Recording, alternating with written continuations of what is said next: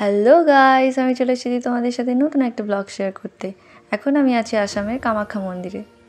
সবাই এখানে পুজো দিয়ে এই দেখো প্রদীপ জ্বালাচ্ছে। চলো তোমাদের মন্দিরটা ঘুরে দেখাই। এই দেখো এখানে কতগুলো পায়রা একসাথে রয়েছে, আর এনারা দেখো এদেরকে চাল দিচ্ছে। আমার তো দেখতে বেশ ভালোই লাগছে।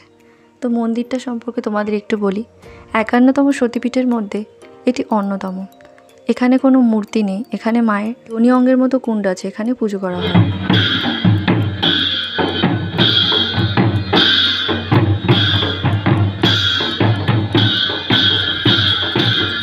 বাজনাটা দেখো কতটা আলাদা রকমের, যেটা কিনা আমি কখনো শুনিনি, এখানে এসে প্রথম শুনলাম। এখানে একটা আলাদাই ভাইবস আছে, যেটা নারী শক্তির ভাইবস।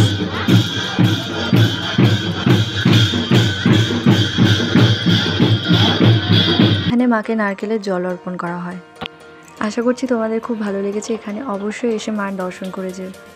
এখন আমরা চলে এসেছি আসামের মেন পয়েন্ট বা মেন ভিউ পয়েন্ট বলতে পারো।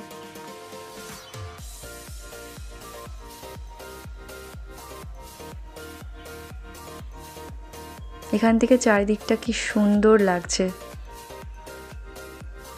ওই দেখো দূরে পাহাড় দেখা যাচ্ছে, আর বাড়িগুলো কত ছোট ছোট। আমার তো দারুণ লাগছে। এখন চলে যাব বাড়ির দিকে আর ফ্রেশ হয়ে বেরিয়ে পড়ব। এই যে বেরিয়ে পড়েছি, দেখো চারিদিকটা কত সুন্দর পাহাড়ে ঘেরা। আমার তো দারুণ লাগছে। তো এত সুন্দর জায়গা আর তোমাদেরকে না দেখালে হয়? তো চলো চারিদিকটা ঘুরে দেখাই।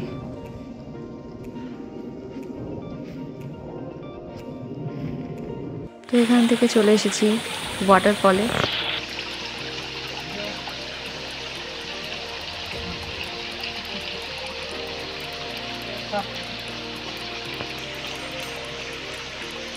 পাথরগুলো এতটাই বড় বড় আর এত স্লিপি যে খুব সাবধানে হাঁটছিলাম, কারণ একটু কিছু হয়ে গেলেই হাত পা কেটে যাবে।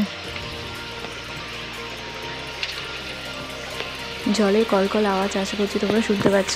দেখতে থাকো, আশা করছি তোমাদের খুবই ভালো লাগবে।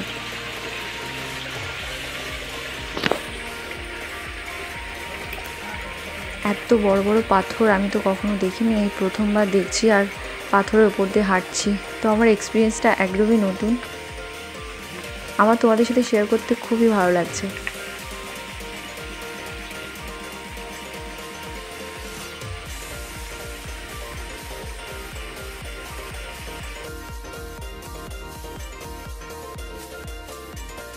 এত সুন্দর ঠান্ডা জল, জাস্ট আমি যে ফিল করছি সেটা তোমাদের সাথে আমি বলতে পারবো না।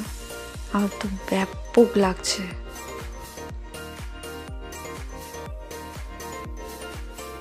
আলাদাই একটা অনুভূতি। আমার তো পাহাড় খুব ভালো লাগে, আর এই প্রথম এত সুন্দর জায়গায় এসে আমার তো ভীষণ ভালো লাগছে।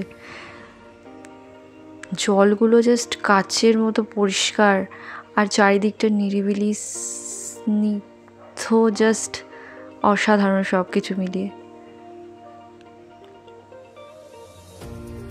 তোমাদের যদি আমার ব্লগটা ভালো লেগে থাকে তো লাইক, কমেন্ট, শেয়ার করে দিও, আর সাবস্ক্রাইব করতে ভুলো না। আবার দেখা হচ্ছে নতুন কোনো ব্লগে।